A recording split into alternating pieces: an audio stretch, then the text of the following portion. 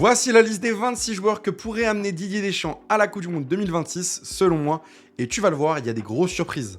On commence par le titulaire indiscutable, Mike Maignan.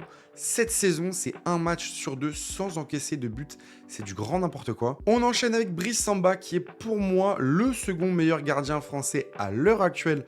Avec les Bleus, il n'a jamais été perdu en tant que titulaire. Et voici ma grosse surprise, c'est Jean Butez. Oui, je ne prends pas Chevalier ni Areola. Je préfère Jean Butez. Avec Como, cette saison, il est monstrueux.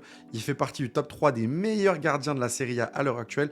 Et c'est clairement pas pour rien. On enchaîne avec ma liste de 8 défenseurs. Il y a un petit hic puisque je ne sais pas choisir entre deux joueurs. Vous allez me dire en vidéo directement. Le premier joueur, ça va être William Saliba.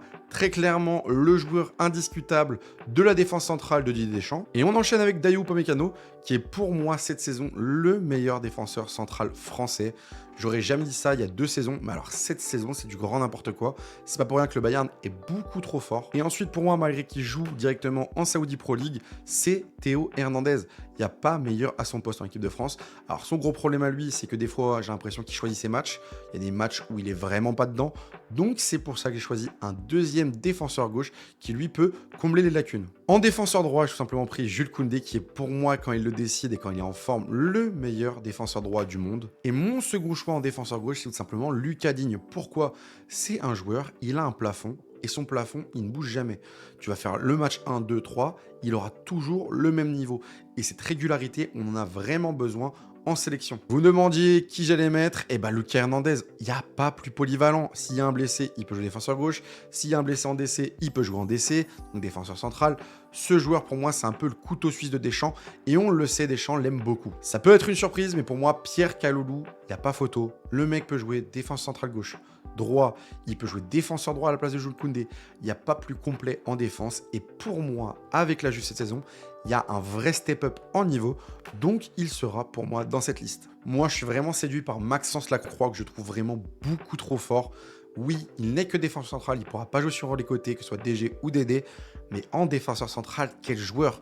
L'impact physique, la vitesse, tout, c'est du grand n'importe quoi. Donc moi, j'opte pour cette variation. Le joueur dont j'hésite par rapport à Lacroix, c'est simplement Malo Gusto, les amis. Malo Gusto, ce joueur est exceptionnel. Avec Chelsea, il fait de très belles choses. Il a gagné la Coupe du Monde des clubs.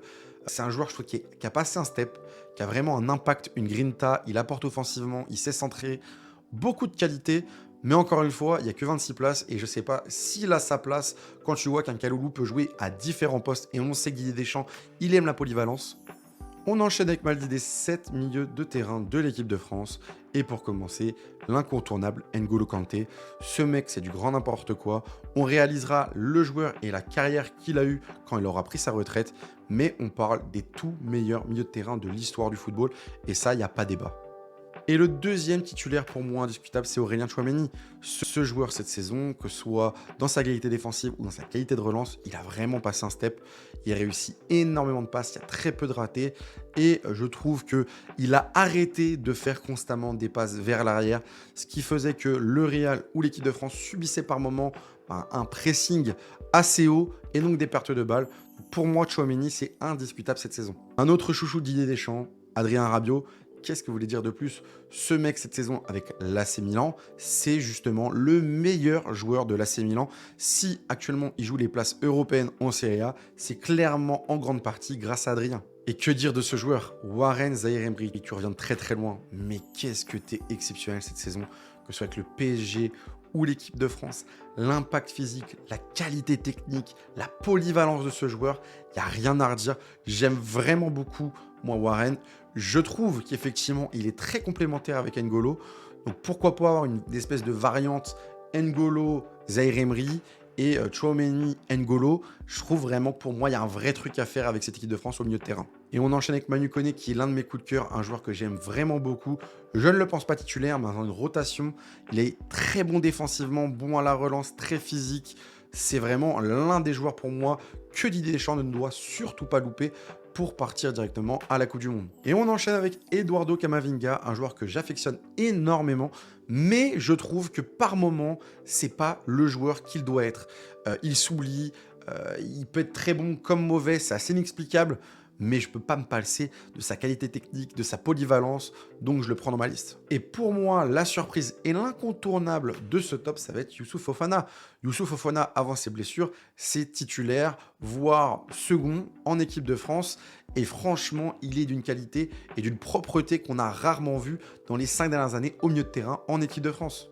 Et pour terminer ma liste des 8 attaquants que j'attends avec l'équipe de France durant cette Coupe du Monde, on commence par le capitaine Kylian Mbappé.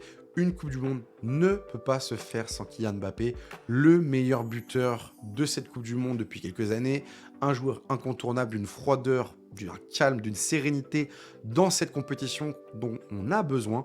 J'espère qu'il ne va pas nous refaire un épisode Euro, mais honnêtement, Kylian, c'est ta Coupe du Monde, c'est ton événement, fais-nous la gagner. Un deuxième joueur, qui d'autre que le Ballon d'Or, Ousmane Dembélé, qui a encore marqué un but de fou ce week-end contre Toulouse. Franchement, ce joueur, j'espère qu'il va prendre les rênes de l'équipe de France. Il mérite d'avoir plus ballon. Il mérite d'amener le jeu comme peut le faire un Antoine Griezmann auparavant. Je pense vraiment que ça peut être sa compétition. Et troisième joueur, encore un prétendant au Ballon d'Or, Michael Olise. Ce joueur, c'est du n'importe quoi. En passe, en dribble, en frappe, il y a tout. Alors oui, on parle d'un joueur qui peut avoir de la nonchalance dans son jeu, mais ça peut permettre aussi un peu de vice, donc de provoquer l'adversaire, parce que, comme on vous l'a dit, ça peut énerver dans une compétition d'avoir un joueur très nonchalant, qui attend avec la balle pendant quelques secondes, etc.